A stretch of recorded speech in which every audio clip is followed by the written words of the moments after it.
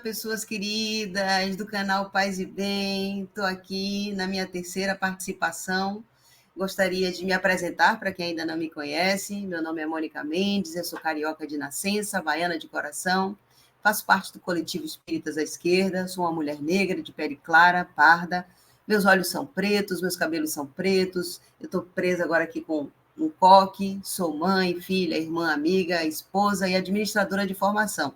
Trabalho na área de TI para sistema de turismo, sou espírita desde 99. Em 2001, fundamos o Centro Espírita Casa de Oração Sementes de Luz, em Salvador, Bahia, Cosluz. Em março de 2016, criamos o coletivo Espíritas à Esquerda. Eu faço parte de diversos coletivos de mulheres e antirracistas. Eu quero sempre começar, como é de costume para mim, agradecendo ao Paz e Bem, ao canal Paz e Bem, a Carla Pavão e a Felipe, que nos ajuda na técnica, a Carla Pavão pelo convite, pela confiança. Quero agradecer a turma dos Espíritas à Esquerda da coordenação, que me dá todo o apoio e colabora, e coletivamente nós construímos sempre esse trabalho mensal para vocês, com muito amor e carinho. Minha querida Mariela, Marta e Rosângela, e Sérgio, que nos ajuda com a parte técnica. Quero prestar a minha solidariedade ao povo do Rio Grande do Sul, que está passando por essa catástrofe horrível aí, a enchente, essas inundações e tanta coisa acontecendo ao mesmo tempo. E em todas as lives que eu estou participando, fazendo os pedidos de doação.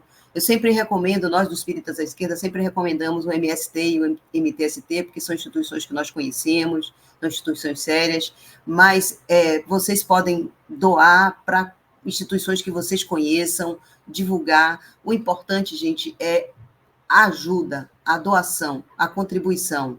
Água, cobertores, doação de roupas de frio, eles estão passando por um momento de frio, sandálias, o que for possível. Lembrando, gente, que doação não é para se desfazer de coisas que a gente não quer mais. Doação é de doação de coisas que são necessárias. Roupas de festas, sapato alto, roupas rasgadas, roupas sujas, não serve. Eles não têm como lavar roupa suja, eles não têm como consertar roupa rasgada. São roupas que vocês tenham em bom estado, que sirvam para o uso, camisas de malhas, calças ou camisas de moletom, coisas que possam ser úteis e que possam chegar lá e serem usadas de imediato.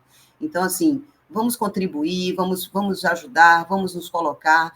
Queria aproveitar e agradecer e reconhecer o trabalho maravilhoso voluntário, de vários voluntários, várias pessoas que estão lá se prestando, doando a sua hora, doando até profissionais que estão voluntariamente trabalhando. É lógico, não posso esquecer de todo o trabalho que o governo, os municípios, o governo federal, a Defesa Civil, que todos estão prestando.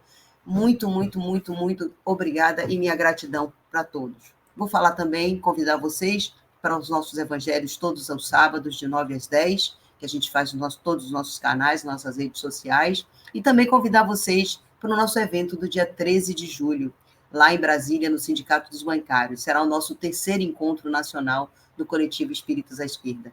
Vá lá, vamos nos conhecer, nos abraçar, e vai ser muito, muito, muito, muito bom. Bom, nesse mês de maio, continuaremos desenvolvendo as ideias que sustentam o reino anunciado por Jesus.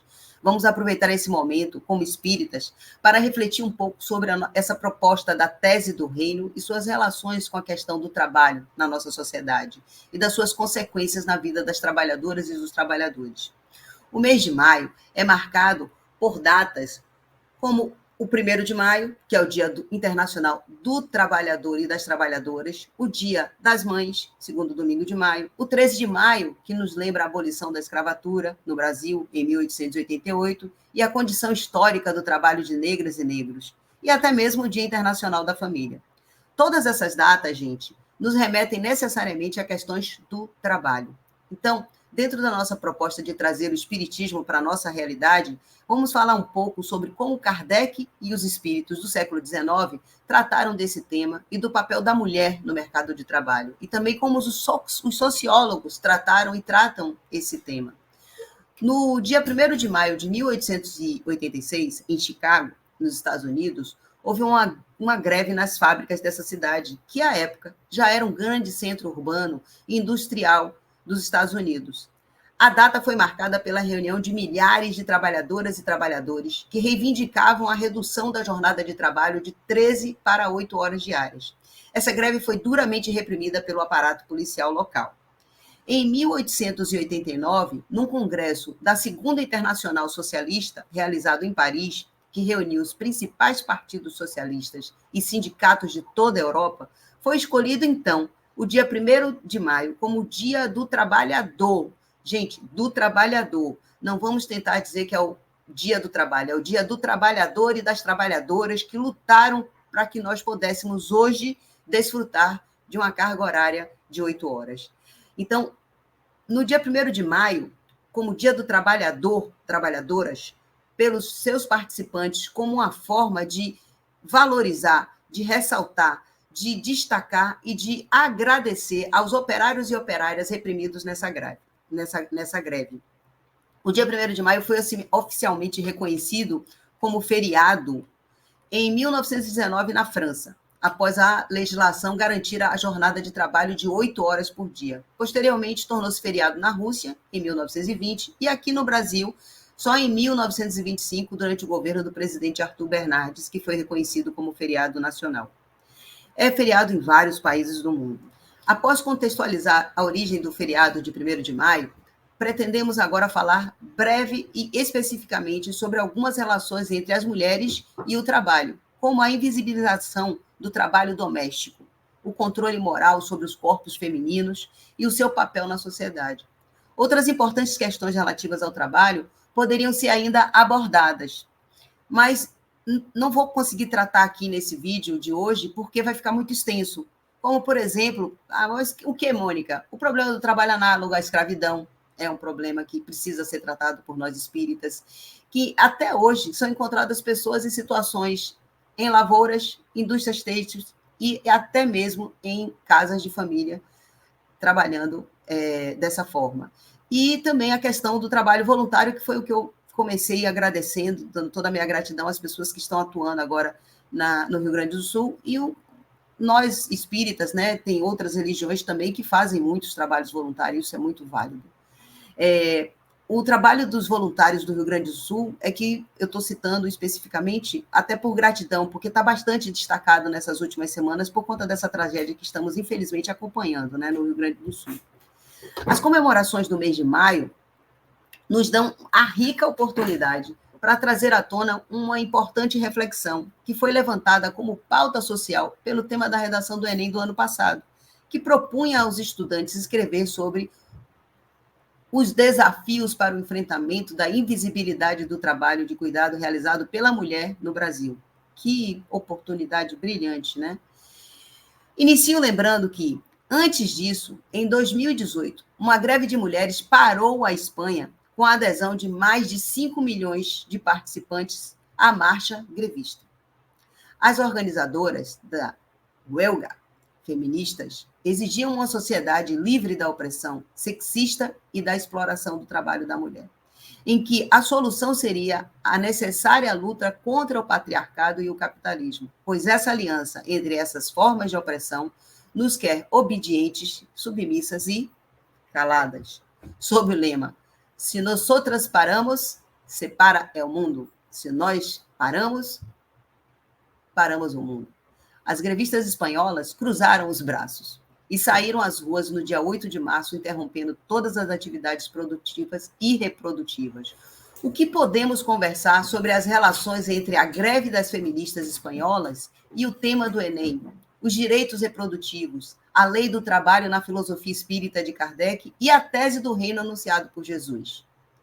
Em O Livro dos Espíritos, Kardec nos apresenta as sementes para desenvolvermos reflexões sobre o trabalho e avançarmos na construção do reino, um outro mundo onde há direitos e deveres equânimes para todas as pessoas, no qual toda ocupação útil das mulheres é reconhecida e valorizada e seu livre-arbítrio é respeitado. Para a gente dialogar melhor sobre isso, eu vou falar um pouco sobre como o trabalho é visto pelo texto bíblico e pela obra kardecista. Lá no Velho Testamento, encontramos a passagem da Gênese em que é descrito o mito da criação do ser humano. Em certo momento dessa descrição, O deus mitológico hebraico, por causa de uma desobediência humana a uma ordem expressa sobre o conhecimento das coisas da vida, teria castigado o homem e a mulher a perda da inocência, simbolizada pela perda do paraíso. Além disso, puniu o homem com a luta pela sobrevivência através do seu trabalho e a mulher com a gestação e as dores do parto. Ou seja, coube a nós mulheres, nesse relato mítico, o papel de produzir a mão de obra necessária ao trabalho e, ao mesmo tempo, ser responsável pelo trabalho invisível, exaustivo, sem limites e sem remuneração das tarefas ligadas à maternidade e aos cuidados do lar e da família. O texto do mito hebraico da criação nos dá uma pista da divisão sexual do trabalho já nos primórdios das culturas mais antigas, fazendo parecer natural ou mesmo divina, impedindo assim uma reflexão mais crítica sobre a sua elaboração eminentemente social e cultural. E daí podemos compreender por que em todas as culturas que se estruturam a partir desse mito da criação humana, como as sociedades judaicas, cristãs e muçulmanas, a mulher foi dado o papel de subjugação ao homem e do trabalho invisibilizado. É a justificação mítico-religiosa do patriarcado. Já no Novo Testamento, encontramos a famosa passagem dos trabalhadores da última hora, contida no texto atribuído a Mateus, no capítulo 20, versículo 1 a 16, que se inicia assim, abre aspas, o reino é como a história do patrão que saiu de madrugada para contratar os trabalhadores para a sua vinha. Fecha aspas. Nessa comparação, Jesus ensina mais uma vez sobre o reino, falando do trabalho e da equidade da sua remuneração. Ou seja, Jesus ensina nessa parábola que no reino, nessa nova sociedade justa e fraterna, não haverá privilégios de nenhuma espécie. Todos e todas que a ele chegarem, no momento que chegarem, terão acesso aos seus benefícios e à sua justiça, sem qualquer tipo de distinção ou privilégio. Por quê? Afinal, Jesus está anunciando esse outro mundo. Ainda utópico, em que todas e todos serão iguais em direitos e deveres perante a sociedade. Podemos daí inferir que nesse novo mundo de justiça e fraternidade, mulheres e homens terão as mesmas oportunidades e farão jus aos mesmos benefícios. Chegamos agora à obra kardecista. Na primeira edição de O Livro dos Espíritos, que marca o nascimento do Espiritismo e originalmente foi publicada por Allan Kardec em 18 de abril de 1857, com 501 perguntas e respostas, já havia um capítulo com 8 questões sobre a lei do trabalho. Depois, na segunda edição de 1860, revista e ampliada na forma como hoje nós conhecemos esse livro, o capítulo sobre a lei do trabalho passou a conter 12 questões. Vou destacar aqui alguns pontos que escolhemos para essa reflexão de hoje. Primeiro, a pergunta 675, que é assim, vou pegar ela aqui para ler para vocês. A pergunta de Kardec para os espíritos. Por trabalho, só se deve entender as ocupações materiais? A resposta do espírito. Não. O espírito trabalha assim como o corpo. Toda ocupação útil é trabalho. Toda ocupação útil é trabalho.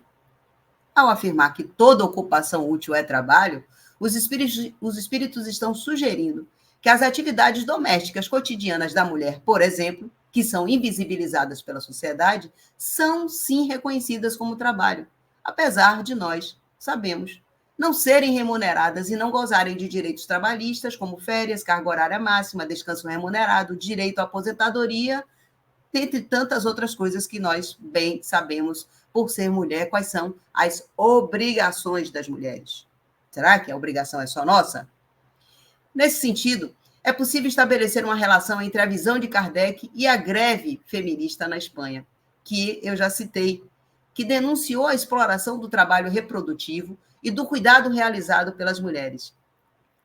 Essas tarefas invisibilizadas, que, segundo as autoras do livro O Feminismo para 99%, é desempenhado pelo trabalho determinado pelo gênero e não remunerado na sociedade capitalista.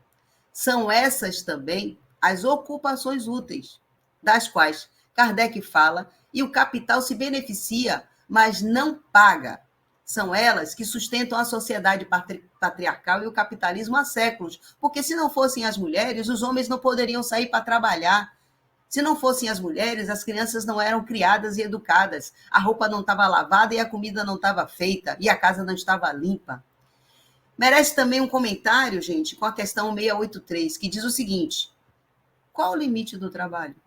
É a pergunta 683. Qual o limite do trabalho? Aí o espírito responde, gente: o das forças. Quanto ao resto, Deus deixa livre o homem.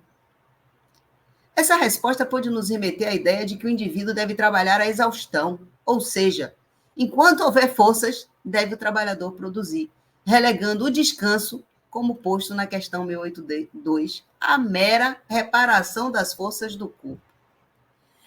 Essa era, infelizmente, a dura realidade das trabalhadoras e dos trabalhadores, incluindo crianças, nas indústrias europeias do século XIX, assim como entre as pessoas submetidas ao horror humano da escravização durante o período da implantação do sistema capitalista.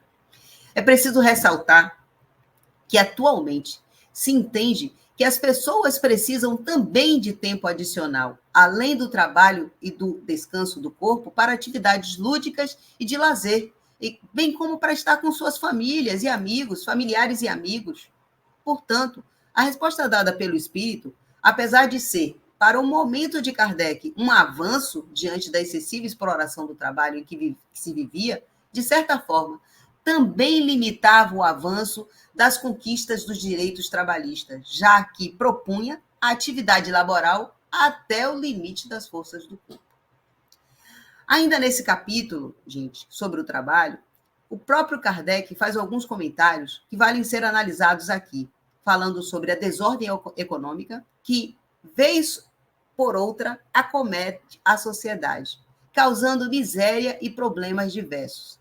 Kardec afirma não serem as leis da economia suficientes para dar a solução adequada, pois, para ele, seria a educação moral. Veja o que ele fala. Não nos referimos, porém, à educação moral pelos livros, e sim a que consiste na arte de formar os caracteres, a que incute hábitos. Portanto, a educação é o conjunto dos hábitos adquiridos.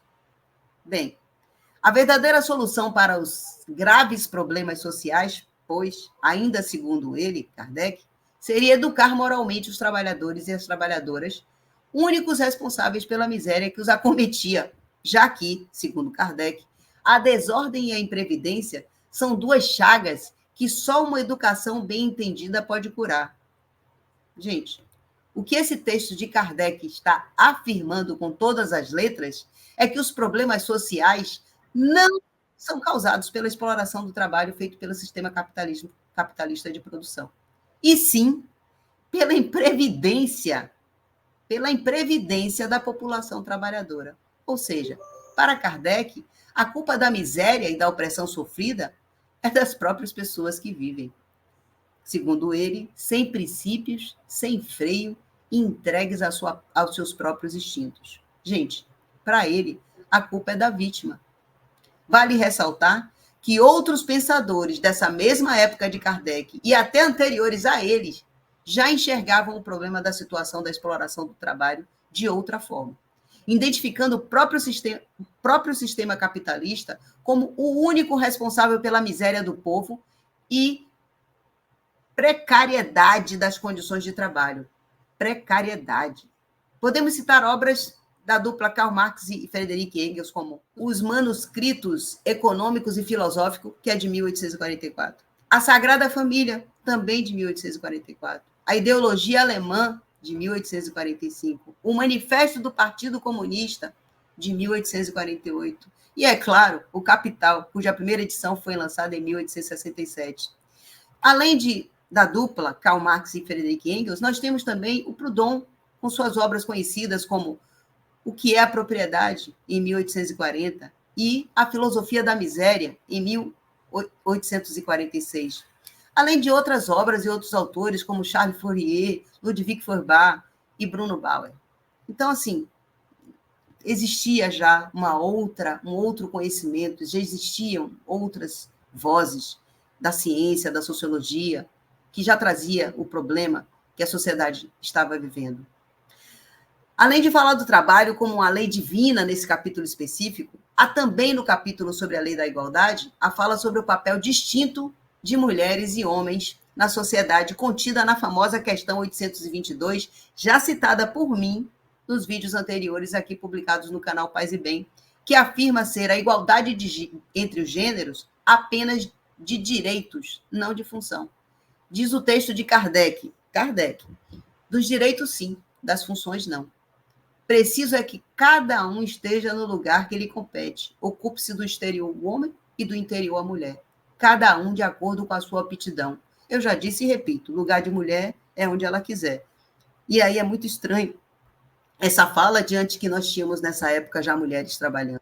O que vemos aqui é o espírito respondendo a Kardec que mulheres e homens têm papéis diferentes na sociedade e que esses papéis são referenciados pelo lar. Mulheres cuidam do seu interior e os homens do seu exterior. Mas o que eu gostaria de trazer aqui hoje é uma reflexão adicional sobre esse mesmo tema que está nesse texto, que esse texto nos traz. Emancipação das Mulheres nos Estados Unidos, publicado na Revista Espírita de junho de 1867, que contém comentários de Allan Kardec e uma comunicação espiritual bastante interessante. Nesse artigo, Kardec inicialmente apresenta algumas notícias da imprensa internacional sobre as conquistas sociais e políticas de mulheres, principalmente em relação ao trabalho de mulheres no serviço público em Nova York e o direito ao voto dado às mulheres pelo estado de Wisconsin, já em 1867, sendo provavelmente o primeiro local a permitir o voto feminino que se tem notícia no mundo. Após as notícias transcritas no artigo da Revista Espírita, Kardec faz comentários que merecem ser analisados para serem depois comparados com a mensagem mediúnica também transcrita no mesmo artigo.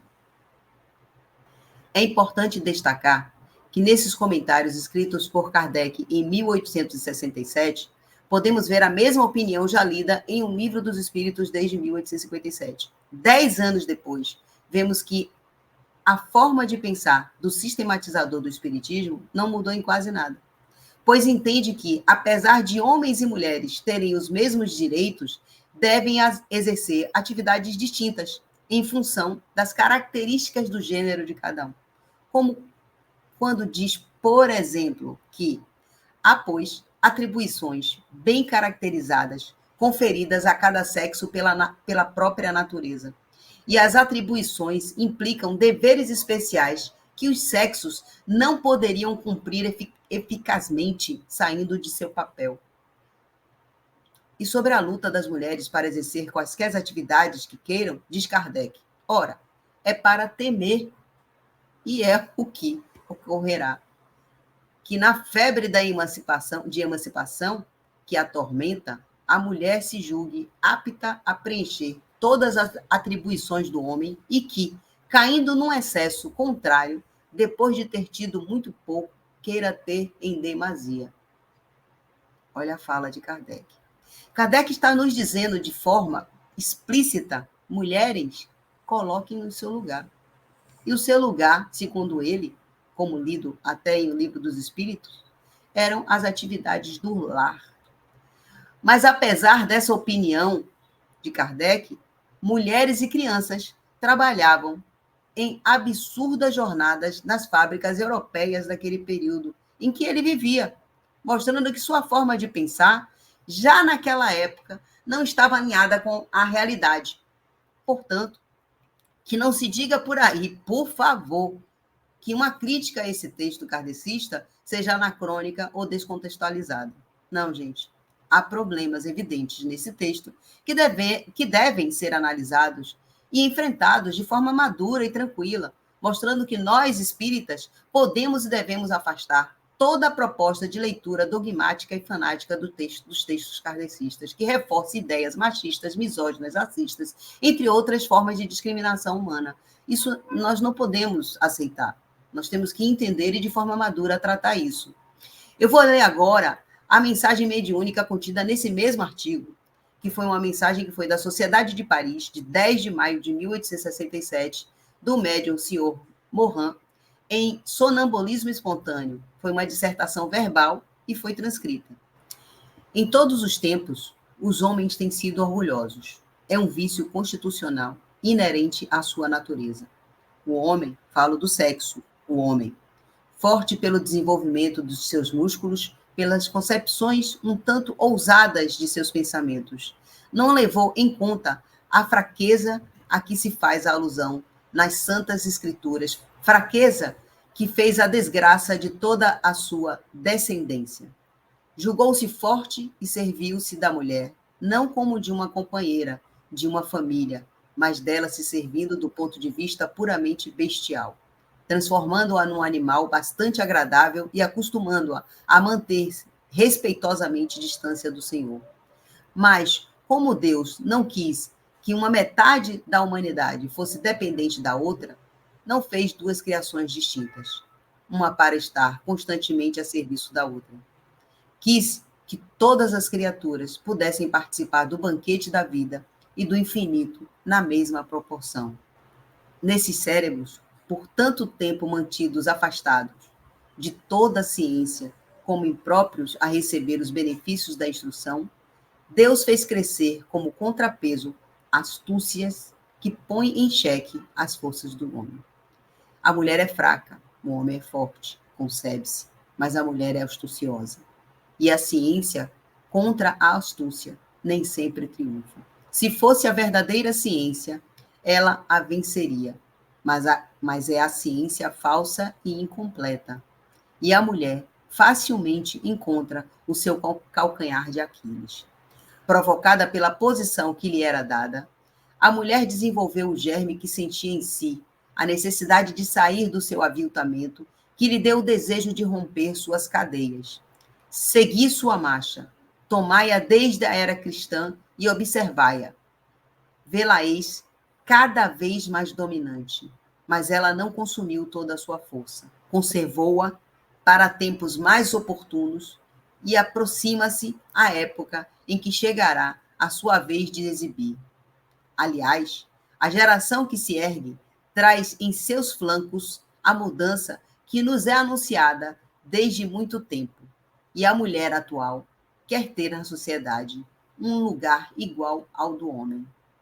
Observai bem, olhai os interiores e vede quanto a mulher tende a libertar-se do jugo. Ela reina como senhora, por vezes como déspota. Vós a tivestes vergada por muito tempo. Ela se impertiga como uma mola comprimida e se distende, pois começa a compreender que é chegada a sua hora. Pobres homens, se refletisseis que os espíritos não têm sexo, que aquele que hoje é homem pode ser mulher amanhã, que escolhem indiferentemente e por vezes de preferência o sexo feminino, antes deveríeis regozijar-vos que vos afligir com a emancipação da mulher e admiti-la no banquete da inteligência, abrindo-lhe de par em par todas as portas da ciência, porque ela tem concepções mais finas, mais suaves, toques mais delicados que os dos homens. Por que a mulher não poderia ser médica? Não é chamada naturalmente a prodigalizar cuidados aos doentes e não os daria com mais inteligência se tivesse os conhecimentos necessários? Não há casos em que, quando se trata de pessoas de seu sexo, seria preferível uma médica? Muitas mulheres não têm dado provas de sua aptidão por certas ciências, da finura de seu tato nos negócios? Por que, então, os homens reservariam para si o monopólio, se não por medo de vê-las ganhar em superioridade? Sem falar das profissões especiais, a primeira profissão da mulher não é a de mãe da família? Ora, a mãe instruída é mais apta para dirigir a instrução e a educação de seus filhos, e ao mesmo tempo que alimenta o corpo, pode desenvolver o coração e o espírito, sendo a primeira infância necessariamente confiada aos cuidados da mulher. Quando esta for instruída, a regeneração social terá dado um passo imenso, e é o que será feito. A igualdade do homem e da mulher teria ainda outro resultado: ser senhor, Ser forte é muito bom, mas é também assumir grande responsabilidade. Partilhando o fardo dos negócios da família com uma companheira capaz, esclarecida, naturalmente devotada aos interesses comuns, o homem alivia a sua carga e diminui a sua responsabilidade, ao passo que a mulher, estando sob a tutela e por isto mesmo, num estado de submissão forçada, não tem voto na matéria, senão quando o homem houver, por bem, condescender em lhe dar. Disse que as mulheres são muito tagarelas e muito frívolas. Mas de quem é a falta, senão dos homens, que não lhes permite a reflexão? Dai-lhes o alimento do espírito e elas falarão menos, meditarão e refletirão. Acusai-as de frivolidade? Mas o que elas têm a fazer? Falo sobretudo da mulher do mundo. Nada, absolutamente nada, em que ela pode ocupar-se, se reflete e transcreve seus pensamentos, tratam-na ironicamente de mulher pedante. Se cultiva as ciências ou as artes, seus trabalhos não são levados em consideração, salvo raríssimas exceções, e, contudo, como o homem, ela precisa de emulação. Lisonjear um artista é dar-lhe tom e coragem, mas para a mulher isto realmente não vale a pena. Então, lhes resta o domínio da frivolidade, no qual elas podem estimular-se entre si.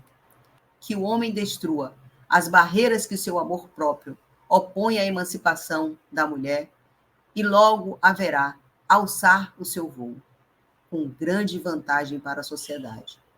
Ficai sabendo que a mulher, como todos vós, tem a centelha divina, porque a mulher é vós, como vós sois a mulher. Linda mensagem. Nessa mensagem, o que vemos é um espírito com opiniões muito mais progressistas do que aquelas que acabamos de ler nos comentários de Allan Kardec.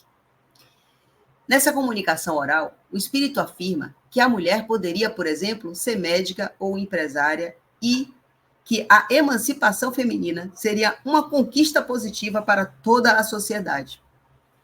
Mas no movimento espírita institucionalizado, cujas lideranças têm se destacado pelo excessivo conservadorismo, o limite do livre-arbítrio é ser mulher. E para eles, as mulheres não podem exercer o seu livre-arbítrio sobre, por exemplo, a interrupção de uma gravidez, não tampouco abdicar das ocupações da maternidade, porque nós não poderíamos gozar de nossos direitos reprodutivos. Pelo contrário, para eles, além disso, nós mulheres temos o dever dos cuidados da prole, ou seja, é das mulheres esse trabalho não remunerado por toda a eternidade. Fica explícita a manipulação que desde sempre foi e é imposta à necessidade do controle do corpo da mulher, que serve para a produção de mão de obra para o capitalismo, que se usa de subterfúgios de hipocrisia para dissimular essa verdadeira intenção. Ou seja, toda a prescrição moral imposta à mulher é uma forma de controle de seu corpo para atender às demandas do capitalismo e aos anseios do patriarcado. Conveniente, não é mesmo? Muito conveniente. Não perderemos nosso tempo aqui reproduzindo alguma dos tantos disparates sobre o papel da mulher na sociedade que já foram publicados pela dita leitura mediúnica. Basta. Basta. Vimos que para os espíritos toda ocupação útil é trabalho.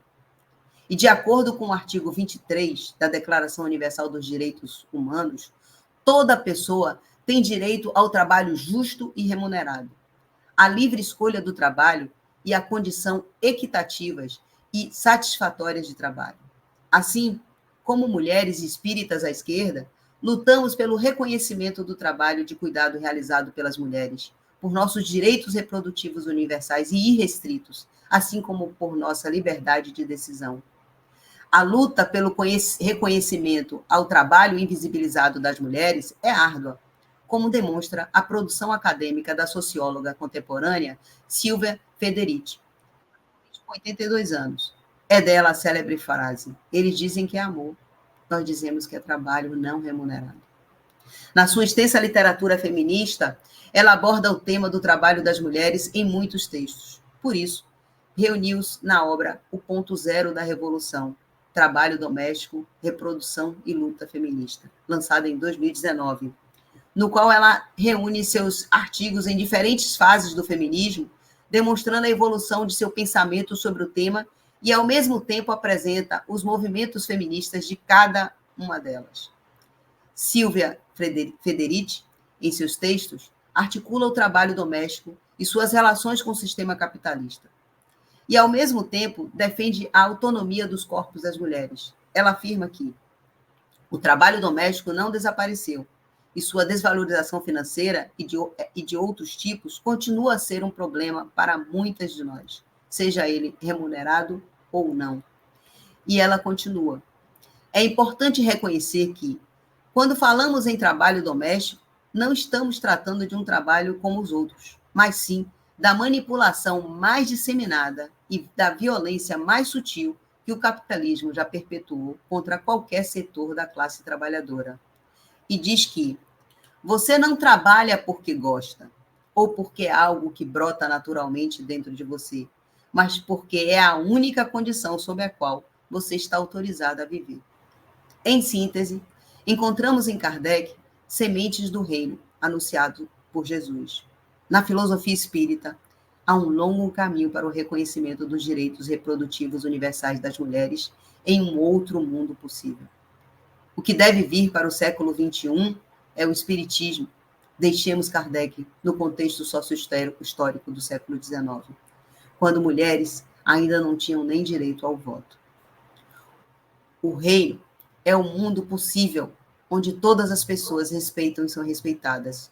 Um mundo no qual há condições de existências dignas, com direito ao trabalho, à moradia, saúde, educação, lazer e cultura. No reino, as mulheres são reconhecidas e valorizadas por todo o trabalho que permaneceu invisibilizado por séculos, cujos lucros estão nas mãos de apenas 1% da população mundial atualmente. Um outro mundo no qual as mulheres exercem plenamente o seu livre-arbítrio e vivem em igualdade de condições para gozar sua existência dignamente. O reino anunciado por Jesus e reafirmado pelos espíritos que auxiliaram Kardec será necessariamente feminista. Mas é importante lembrar que o reino não é algo que será dado à humanidade como uma dádiva divina. Ele será o resultado da luta contínua por uma sociedade mais justa e fraterna, não permitindo, portanto, esmorecimento e cansaço, sob o risco do avanço do domínio de interpretações fundamentalistas da mensagem de Jesus, que usam de forma manipuladora e dissimulada para subjugar e controlar a vida e o corpo das mulheres. Não vamos aceitar e não vamos parar. Vamos buscar as nossas conquistas. Vamos buscar os nossos direitos e a equidade. Nós merecemos isso. Parabéns a todas as mulheres pelo mês de maio, pelo mês das mães, a todas as trabalhadoras e a todas as pessoas que estão aqui nos assistindo agora. Muito obrigado por sua audiência e mês que vem estaremos de volta.